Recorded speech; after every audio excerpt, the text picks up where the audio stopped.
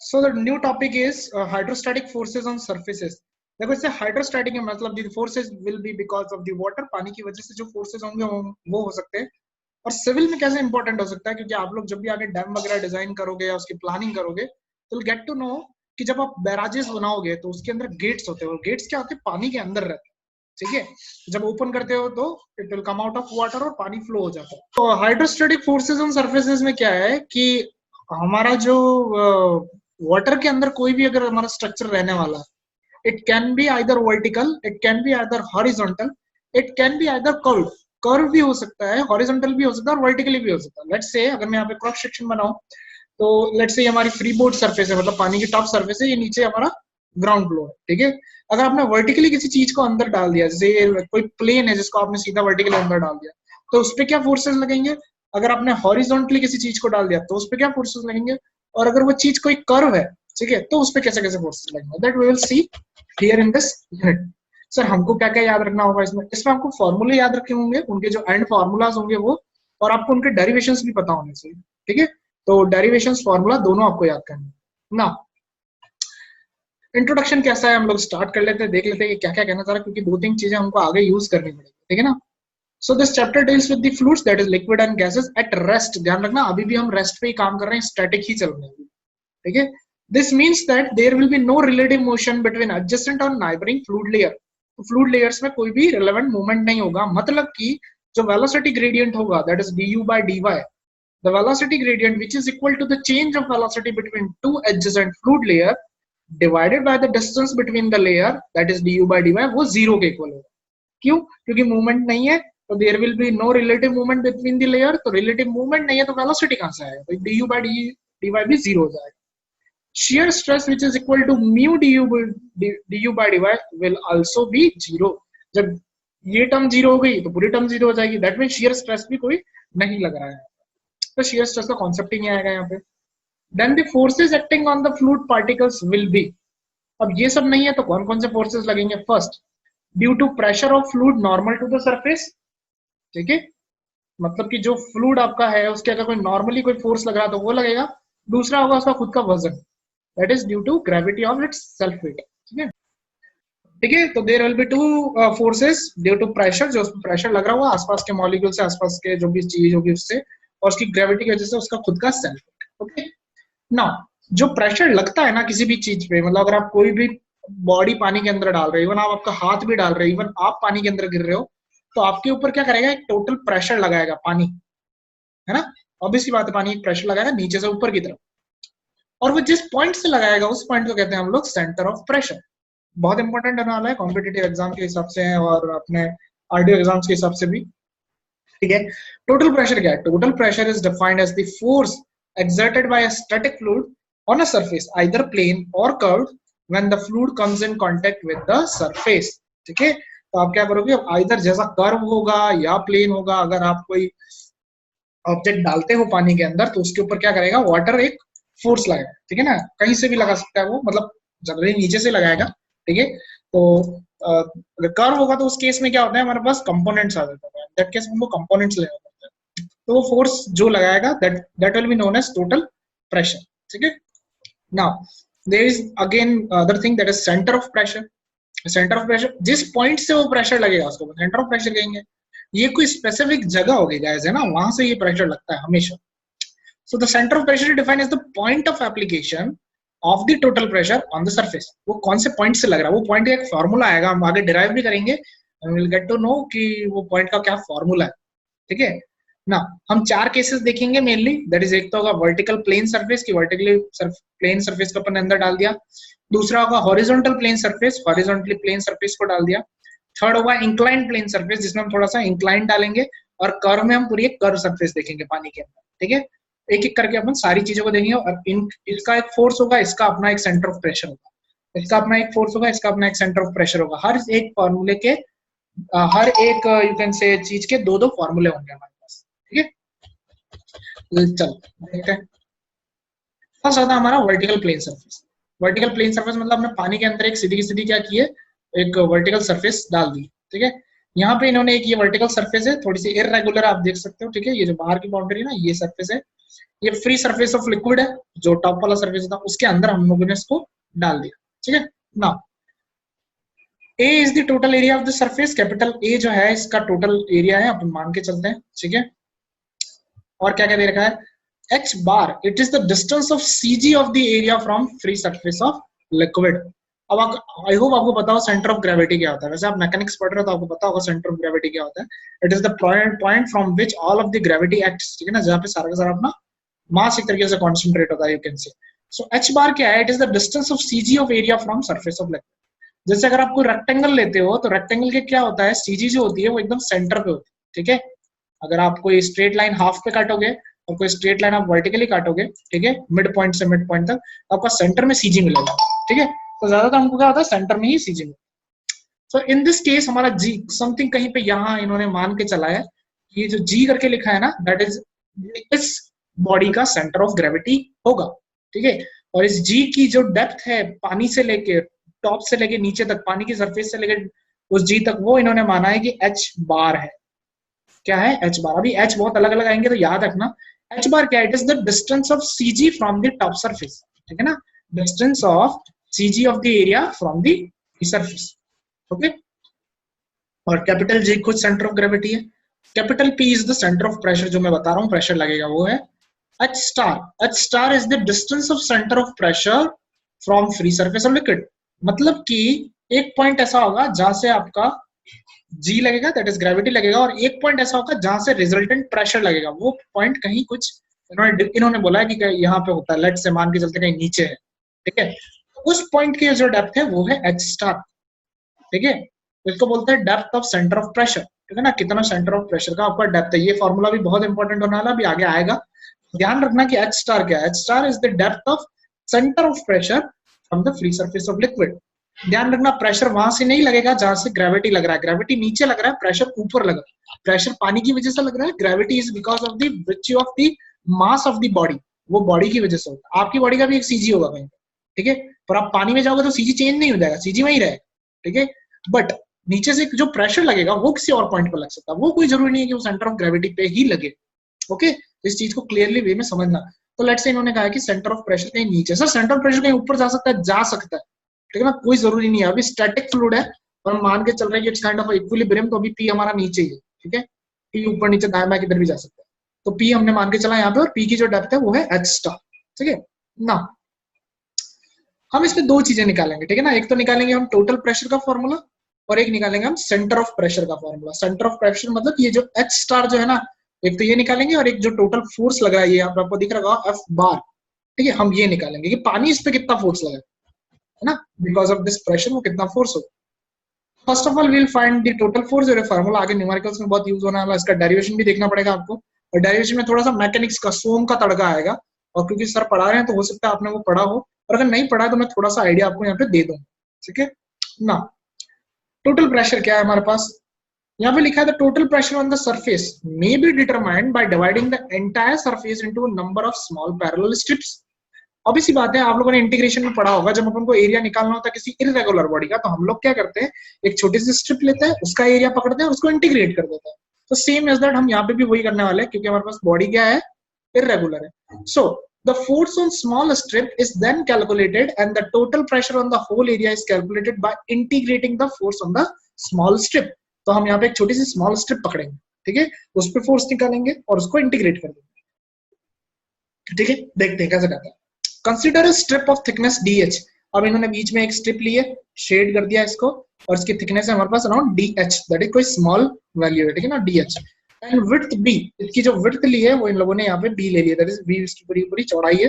At the depth of H, कितनी depth पे है ये, H डेप्थ पे, ठीक है, समझना है इसको। एक H बार भी आ गया है, एक H स्टार भी आ गया, और अब एक सिंपल H भी है, ठीक है, सब स्मॉल में चल रहे हैं, कंफ्यूज मत करना। H बार जो होता है वो CG की डेप्थ है, H स्टार जो होता है वो सेंटर ऑफ प्रेशर की डेप्थ है, और H जो है सिंपल वो उस स्ट्रिप की डेप्थ है जिसको हम कंसीडर कर रहे हैं ना। Pressure intensity on the strip, अब स्ट्रिप पे कितना प्रेशर लगेगा, हमने एक फॉर्मूला पढ़ा है रो जी एच अभी जस्ट, ठीक है, तो इस यहाँ पे फोर्स लगेगा P is equal to rho जी, ठीक है ना।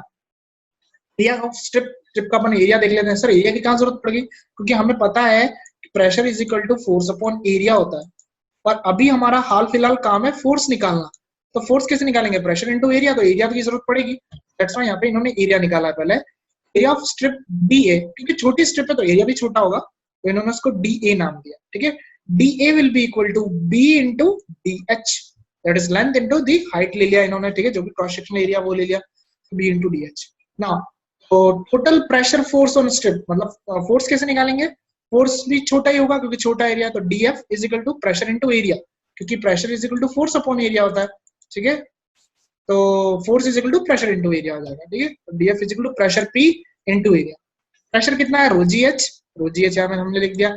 एरिया कितना है? एरिया भी हमने जस्ट देखा, बी इंटू डी एच, तो बी इंटू डी एस लिख दिया।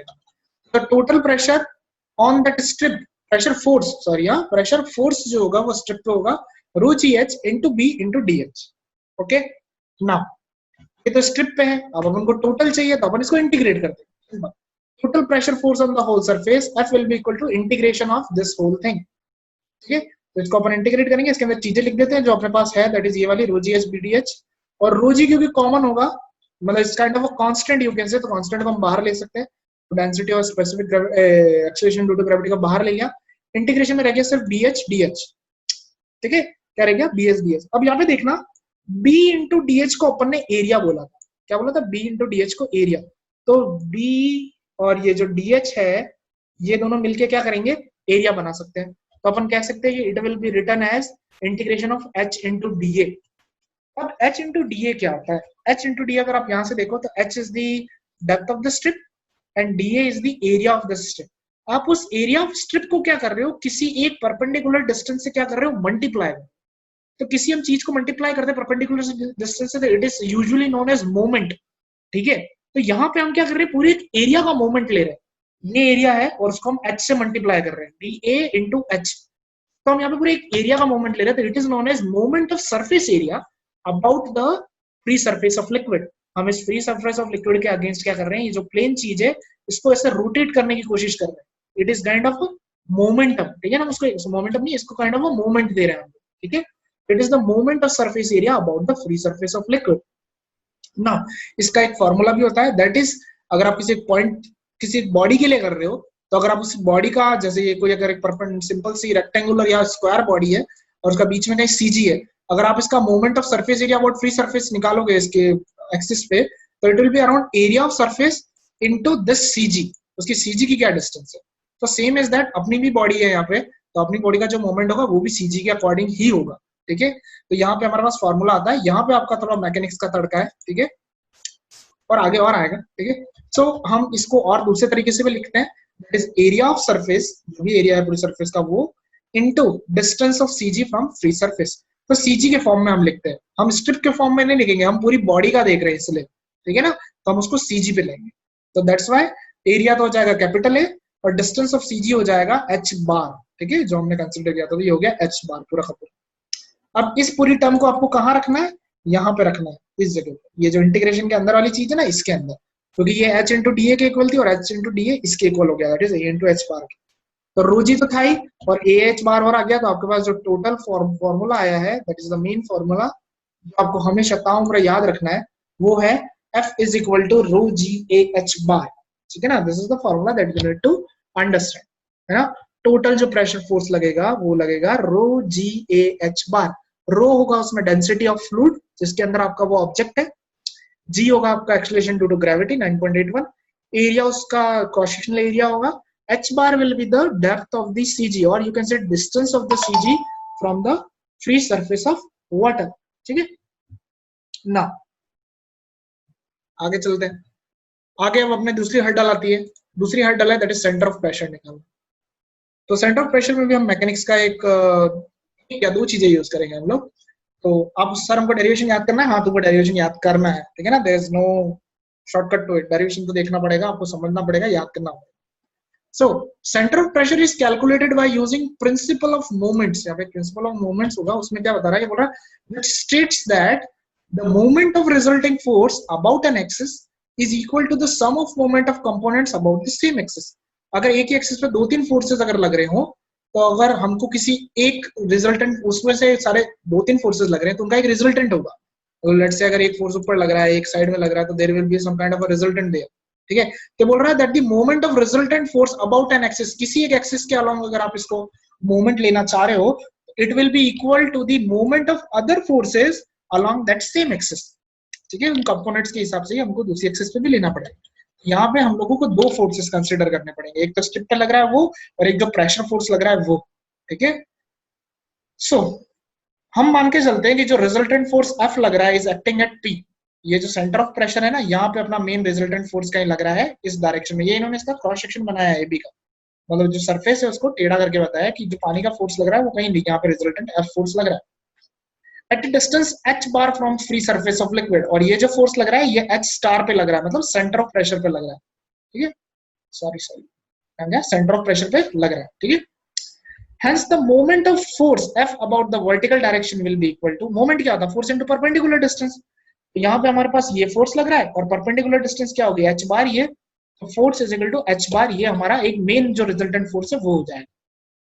इसको हमने एक इक्वेशन बना दिया। ठीक है, अब हम देखते हैं that is moment of force df acting on the strip about the free surface of liquid. मतलब जो स्ट्रिप है उसके वो उस पे जो फोर्स लग रहा है वो कैसा लग रहा है, इस फोर्स को भी हम लोग लेंगे, इसको इंटीग्रेट करेंगे और उसको इस टोटल जो फोर्स है उसके इक्वल रख देंगे। ठीक है सर, ऐसा क्यों करेंगे, ऐसा इसलिए करेंगे क्योंकि ये रिजल्टेंट फोर्स है और ये वो कंपोनेंट फोर्स है। ठीक है, तो कंपोनेंट फोर्स को भी हम लगाएंगे, उसको इंटीग्रेट करेंगे और जो टोटल आंसर आएगा उसको अपन F इंटू एच बार के इक्वल कर देंगे, H स्टार के इक्वल कर देंगे। ठीक है, तो अब अपन स्ट्रिप का देखेंगे। तो स्ट्रिप का क्या है, that is moment of force df acting on a strip about free surface of liquid. तो वहां पे क्या हो जाएगा हमारा, इस पे जो भी फोर्स लग रहा है df इंटू दिस h बार, क्योंकि स्ट्रिप h डिस्टेंस पे, इसलिए वहां पे हमारा h स्टार के डिस्टेंस पे था इसलिए हमने h स्टार किया था। यहाँ पे हमारी स्ट्रिप जो है वो h डिस्टेंस पे है तो हमने h यूज किया है। ओके, तो df इंटू h बार। अब df की वैल्यू वहां से लाओगे, df की वैल्यू अगर आपको ध्यान हो तो आपके पास ये यहाँ पे पहले है, that is rho G H into B into D H. ठीक है, तो मैंने यहाँ पे लिख दिया rho G H into B into D H, और अब की बार h और मल्टीप्लाई हो रहा है तो h अपन ने आगे और लिख दिया। ठीक है, df इंटू h किया, df की वैल्यू है हमारे पास ऊपर, वो मैंने लिख दी और h को सिंपल ऐसा कैसा उतार दिया। Now sum of moment of all forces about the, अगर अपन को इनका सारा सम करना है तो we need to integrate it, simple as that. तो इस पूरी टर्म को अपन इंटीग्रेट करेंगे, है ना, तो इंटीग्रेट करेंगे, रो जी को फिर बाहर ले लेंगे, अपने अंदर हो जाएगा B h into h d h, क्योंकि एच दो है हमारे पास सॉरी गाइस। हाँ, तो अपन लोग देख रहे थे that is the sum of moment of all such forces. तो अपन ने क्या किया, उन सबको इंटीग्रेट कर दिया, है ना, और हमने क्या किया, जो रोजी है हमारा उसको हमने बाहर ले लिया। ठीक है, एज एन कांस्टेंट हमने बाहर लिया, अंदर रह गया b h into h d H. Okay,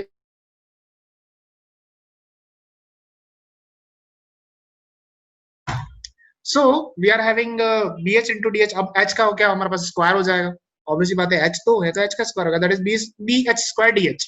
ठीक है, सो रो जी इंटीग्रेशन के अंदर हो गया अपने पास H square D H. Sorry, H square D H कैसे हो गया हमारे पास, क्योंकि फिर से ये जो बी और ये जो डी एच है ये हमारा क्या था, हमारा एरिया था। ठीक है ना, यहाँ पे लिख रखा है side. So we can write at case of this we can simply write h square d a. ठीक है, अब एक चीज ध्यान देना यहाँ पे, ये जो b h square D h होता है, it is known as moment of inertia of the surface about the free surface. अब आपको अगर आपने फिजिक्स पढ़ी है तो you know what is the moment of inertia. ठीक है, अब पूरे जो इनर्शिया जो मास की वजह से जो हमारी ऑब्जेक्ट होता है उसको किसी एक सरफेस के अलोंग अगर अपन मोमेंट लेते हैं, that is known as b h square D H. ठीक है ना, वी एच स्क्वायर को हम लोग अराउंड, अगर आप अभी आगे देखोगे मैकेनिक्स पढ़ोगे तो will get to know b d square by 12, b H cube by 36, ऐसा कुछ मोमेंट्स है। ठीक है, so the moment of inertia of the surface about the free surface of the liquid होगा, उसे हम बोलते हैं moment b h square D H. ठीक है, तो हम सिंपली क्या करेंगे, यहाँ पे ये जो टर्म है इंटीग्रेशन वाली, उसको आई नॉट से रिप्लेस कर देंगे। I naught is the moment of inertia of the surface about free surface of liquid. तो हमारे पास टोटल सम ऑफ जो मोमेंट्स चल रहे थे वो क्या हो जाएंगे, रो जी इंटू आई नॉट, तो वो जाएगा रो जी आई नॉट। अब ये रो जी आई नॉट किसके इक्वल होगा, ये एफ इंटू एच बार के इक्वल होगा। ठीक है, so we can simply write here that is f into h bar is equal to rho g and okay now f is equal to, अब हम जानते हैं क्योंकि फोर्स क्या होता है, rho g h bar होता है ना, so we can just simply write force की यहाँ पे वैल्यू रख देंगे rho g h bar, h star को यहाँ रख देंगे, rho g i नॉट यहाँ रख देंगे, क्योंकि हम अभी क्या कर रहे हैं, हम लोग सेंटर ऑफ प्रेशर निकाल रहे हैं h स्टार, तो हम h स्टार को इधर रखेंगे, बाकी सारे टर्म्स को उस तरफ अपन भेज देंगे, तो रोजी रोजी तो कट जाएगा, हमारे पास रह जाएगा आई नॉट अपॉन ए एच। ठीक है, अब आई नॉट क्या होता है, सिंपली आप निकाल नहीं सकते, आई नॉट के लिए आपको एक्सेस चाहिए। ठीक है, दैट इज सीजी की एक्सेस चाहिए होती है। यहाँ पे भी हम इस फॉर्मूले का थोड़ा सा सिंप्लीफाइड करेंगे, ठीक है। कैसे सिंप्लीफाई करते हैं, यहाँ पे हम यूज करते हैं theorem of parallel axis. Sir theorem of parallel axis क्या होती है, ये एक्सिस वो बताती है कि अगर कोई सरफेस एरिया है और उसमें एक सीजी से एक्सिस निकल रही है और एक पे दूसरी जस्ट उसके पैरेलल एक्सिस निकल रही है, ठीक है। तो इसमें ये होता है कि आप सीजी वाली जो एक्सिस होती है उसका moment of inertia that is I G, उसके बेसिस पे आप किसी भी पैरेलल एक्सिस दूसरी एक्सिस का आप मोमेंट ऑफ इनर्शिया निकाल सकते हैं, ठीक है। So in this case I naught जो है वो हमारी सेंटर ऑफ प्रेशर्स की वहां से एक्सिस निकल रही है और एक सीजी से एक्सिस निकल रही है, that is known as IG. तो हमको आईजी के अकॉर्डिंग आंसर चाहिए होगा, क्योंकि आईजी के फॉर्मूले हमारे पास है सिंपली, मैं आगे टेबल बताऊंगा उसमें। सो वो क्रम को ये बताती है कि I naught will be equal to I G plus A into H bar square. अगर इस मोमेंट में तुमको ये चीज समझ नहीं आ रही है तो एक बार सोम के मैकेनिक्स के तुम नोट्स देखना, उसमें तुमको समझ में आ जाएगा, और नहीं तो तुम पूछना तुम्हारे सर से कि सर ये पैरेलल एक्सिस थ्योरम क्या होती है, they will get to know. फिर भी अगर तुमको ऐसा लग रहा नहीं हो रहा तो जस्ट वेट, अगर वो कोर्स में अभी आनी होगी तो अब आ जाएगी, सीजी वगैरह वाला जो कोर्सेज आएगा वहां पे आपकी पैरेलल एक्सिस थ्योरम आ जाएगी, ठीक है ना। और इसका अगर फिर भी इस पॉइंट ऑफ टाइम पे तुमको नहीं पची है तो एक बार के लिए इसको मैंने जैसे समझाया वैसे एक बार समझ चल, ठीक है ना। कि अगर मैं इसमें डीप डाउन अंदर जाऊंगा ना तो it will take a whole lot of class, पूरी क्लास लग जानी है कि क्या होना है, मेरी फ्लूइड मैकेनिक्स साइड में हो जाएगी, सोम चलने लग जाएगी, ठीक है। So IG is the moment of inertia of area about an axis passing through the CG. इसमें क्या होगा, ये उस एक्सिस के थ्रू होगा जो सीजी से पास हो, ठीक है, and parallel to the free surface of liquid, ठीक है। तो हम लोग क्या करेंगे, इस आई नॉट की जगह पे पूरा का पूरा हम आईजी रखेंगे, that is the moment of inertia passing through the CG, ठीक है। तो यहाँ टॉप पे हम लोग पूरा IG A H bar plus A H square रख देंगे, तो इसको हम लोग ऐसे भी लिख सकते हैं I G upon A H bar plus H. This will be your main formula that you must have to remember throughout your life, that is H star is equal to, आपके पास उसके बाद जो formula होगा वो ये formula, that is I G upon A H bar plus H bar, ठीक है ना। दो फॉर्मूले हमने आज डेरिवेशन में देखे हैं, एक तो है हमारे पास this one that is F into rho G H bar, and another one is H star that is centre of pressure का फॉर्मूला है I G upon H bar plus H bar, simple as that. इसको याद रखना। Sir IG क्या होता है, IG is the moment of inertia about an axis passing through CG. Sir कहां से लाएंगे, ये नीचे टेबल है, ठीक है। रेक्टेंगल के लिए ये होता है that is moment of inertia about an axis passing through CG, that is IG होता है बीडी क्यूब बाय 12। ट्राइंगल का होता है बी एच क्यूब बाय 36 जो मैंने अभी जस्ट पहले बोला था। सर्कल के लिए होता है पाई डी 4 बाय 64, ट्रेपेजियम के लिए थोड़ा बड़ा सा। तो अगर आप कोई रेक्टेंगुलर सरफेस डालोगे या स्क्वायर सरफेस डालोगे तो ये फोर्स, ये आपको आईजी का फॉर्मूला यूज करना है, ट्राइंगुलर डालोगे तो ये करना है, सर्कुलर डालोगे तो सो, ठीक है। Good to go. यहाँ पे दो चीजें लिखी है वो अपन देख लेते हैं। ये कह रहा है कि फ्रॉम इक्वेशन 3.5, मतलब दिस इक्वेशन, ये जो है अपनी एच स्टार वाली equation, it is clear that the center of pressure H star lies below the center of gravity of the vertical surface। मतलब हम ये H बार था क्या, H बार क्या था, H बार था हमारा that is the depth of CG, ठीक है, depth of CG from the top surface. अब उसके अंदर क्या हो रही है, कुछ टर्म प्लस हो रही है, उसके अंदर ये कोई पूरी बड़ी सी टर्म हमारे पास क्या हो रही है, प्लस हो रही है, ठीक है। तो प्लस हो रही है तो ऑब्वियसली ये चीज ज्यादा बन जाएगी, मतलब क्या ज्यादा बन जाएगा, H स्टार ज्यादा बन जाएगा। तो दैट मीन्स H स्टार हमेशा क्या होगा, सीजी से नीचे की तरफ, ठीक है। तो ये जो H स्टार जो है ये हमारा क्या होगा, सीजी के नीचे, ठीक है। पर जैसे जैसे अगर हम डेप्थ बढ़ाते हैं ना तो ये डिफरेंस कम होता रहता है, अगर ज्यादा हम चीज को पानी के अंदर ले जाते हैं ना तो ये डिफरेंस कम होता रहता है। एक टाइम ऐसा भी आ सकता है कि ओवरलैप हो जाए, ठीक है। बट इस पॉइंट ऑफ टाइम पर आपको यह ध्यान होना चाहिए कि जो सेंटर ऑफ प्रेशर है it will be quite down than this thing, ठीक है ना। और दूसरी चीज क्या कह रहा है, the distance of centre of pressure from free surface of liquid is independent of density of liquid. तो बोल रहा है आप कैसा भी डेंसिटी यूज कर लो उस पर डिपेंड नहीं करने वाला है। अब बस ये क्या होगा, ये डिपेंड करेगा सिर्फ इन चीजों पे, that is moment of inertia पे, एरिया पे, और सीजी के डेप्थ, ठीक है। तो ये चीज आप लोग थोड़ा समझना इस चीज को कि कैसे करना है मामला। No this will be the formula that you need to remember, b d cube by. वैसे पूरी इंजीनियरिंग में जब आप चौथे साल में जाओगे तो ये आपको इतने हैंडी हो जाएंगे फॉर्मूला, आपको बार बार पढ़ना ही पड़ेगा, ठीक है। सो रेक्टेंगल में होगा बीडी क्यूब बाय 12, ट्राइंगल में हो जाएगा B H cube by 36, and circle में हो जाएगा pi D 4 by 64, pi D to power 4 by 64, है ना। बाकी जो न्यूमेरिकल्स है वो एक अपन देख लेते हैं पहले, बाकी के अपन कल देखेंगे, ठीक है ना।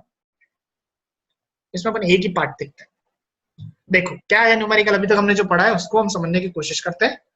और rectangular plane surface 2 metre wide and 3 metre deep, एक तरीके से देख सकते हैं पाटिया है, ठीक है, लकड़ी का प्लैंक है, 2 मीटर वाइड है और 3 मीटर डीप है, ठीक है। It lies in vertical plane, इसको आपने सीधा का सीधा पानी के अंदर खड़ा कर दिया। तो ये पूछ रहा है डिटरमाइन द टोटल प्रेशर क्या लगेगा and the position of centre of pressure on the plane surface when its upper edge is horizontal and coincides with the water surface. मैं बस यहाँ तक ही आज क्वेश्चन कर रहा हूँ, ये बी वाला नहीं करना, ठीक है, बी वाला अपन कल, यहाँ तक ही अपन देखते हैं। ये बोल रहा है कि अगर वो पानी के अंदर प्लैंक है और उसका जो टॉप सरफेस है वो पानी के फ्री सरफेस के साथ कोइंसाइड कर रहा है, ठीक है, तो बताओ उस पे टोटल प्रेशर क्या होगा और पोजीशन ऑफ सेंटर प्रेशर क्या। अब फॉर्मूला हमारे पास है, ठीक है, टोटल प्रेशर का फॉर्मूला है F is equal to rho G A H bar, rho हमारे पास है, पानी है तो 1000, ठीक है, और जी हमारे पास 9.81 है। एरिया कैसे निकालोगे, एरिया हमारे पास 3/2 का प्लैंक है ना, 2 मीटर वाइड और 3 2 6, that is breadth into height या लेंथ इनटू ब्रेड्थ, जैसा भी हो वो हो जाएगा। एच बार क्या था, it is the distance of CG, तो सीजी मैंने क्या कहा था सेंटर पे होती है, तो डेप्थ के हाफ पे होती है, ठीक है ना, तो 3/2 दैट इज 1.5 पे। इन सारी चीजों को इस फॉर्मूले में रखो, मल्टीप्लाई करो, you will get in the Newton the force that is 88290 Newton. तो ये तो निकलेगा फोर्स। अब हमको क्या निकालने का है, हमको निकालना है that is centre of pressure. Centre of pressure का फॉर्मूला है हमारे पास IG upon A H bar plus H bar. H bar तो हमारे पास है, हमने ऊपर देख लिया था, एरिया भी हमने निकाल दिया, हमको IG निकालना है। तो मैंने जस्ट तुमको अभी बताया था कि रेक्टेंगल का IG क्या होता है, रेक्टेंगल का IG होता है BD क्यूब बाय 12। हम सिंपल वो फॉर्मूला यहाँ यूज करेंगे, BD क्यूब बाय 12, B जो होगा उसमें विड्थ होगा, D जो होगा 3 मीटर दैट इज डेप्थ होगा, डिवाइड बाय 12 4.5। सिंपली इस 4.5 को यहाँ रखा, IG को ऊपर रखा, ए एच बार यहाँ रखा, एच बार यहाँ रखा, टोटल क्या इट इज अराउंड 2 मीटर। तो ऊपर से 2 मीटर पे तो हमारा क्या है प्रेशर लगेगा उस पॉइंट पे, और ऊपर से अगर 1.5 पे है तो वहां पे हमारा क्या लगेगा CG लगेगा, ठीक है। So this is how the question is going to get done. देखा सिंपल था, सिर्फ 2 ही फॉर्मूला आपको यूज करना है, एक ये F is equal to rho G H bar और H bar is equal to IG। इसमें भी आपको IG की प्रॉब्लम आएगी, IG आपको यहाँ से याद होना चाहिए, ठीक है ना। एक ये फॉर्मूला है हमारे पास, एक ये फॉर्मूला है और ये स्टार्टिंग में आप लोग टिक के करना, कोई टेंशन नहीं, फॉर्मूला देखना, उसके बाद एक बार कोशिश करना कि फॉर्मूला मत देख, ठीक है। जो इसका सेकंड पार्ट है that is 2.5 centimetre below the surface of water, ये अपन कल करेंगे। इसमें आगे जो भी क्वेश्चंस आ रहे हैं वो अपन कल करेंगे, ठीक है ना। अच्छे अच्छे क्वेश्चंस हैं इसमें, वो अपन कल देखेंगे, ठीक है। IAS में बहुत सारे क्वेश्चंस आए हुए, ये वाला जो क्वेश्चन है एक बार अपने गवर्नमेंट एग्जाम्स में पूछा गया है, ठीक है ना। उन्होंने ये सॉरी इट्स हैंग हो गया, ये उन्होंने ये ऊपर का पूरा क्वेश्चन दे रखा था और नीचे फॉर्मूला पूछ रखा था, तो ऐसा भी हो सकता है। एक IAS का क्वेश्चन और कराऊंगा मैं कल तुमको, you will get to know कि कितना डीपली क्वेश्चंस पूछे जाते हैं, ठीक है। चलो अटेंडेंस ले लेता हूँ मैं, आज के लिए काफी है। देखना न्यूमेरिक्स क्योंकि दोनों में सोम का तड़का आ रहा है, तो एक बार पढ़ने की कोशिश करना। अगर तुमको ऐसा नहीं समझ में आ रहा हो कि पैरेलल एक्सिस थ्योरम क्या होती है, तो खुद अपने बेसिस पे भी आपके पास रिसोर्सेज हैं, नेट चलाना, यूट्यूब पे देखना क्या होती है पैरेलल एक्सिस थ्योरम, तो पता पड़ जाएगा। और नहीं तो भरत सर पढ़ा देना, भरत सर से पूछ लेना। 7 जने आ गए, क्या बोलते हैं, भाग्य खुल गया मैं तो 7 में तो एक मैं ही होता हूँ यार, 6 ही आया, कहाँ गया यार, एक सेकंड रुकना गाइस।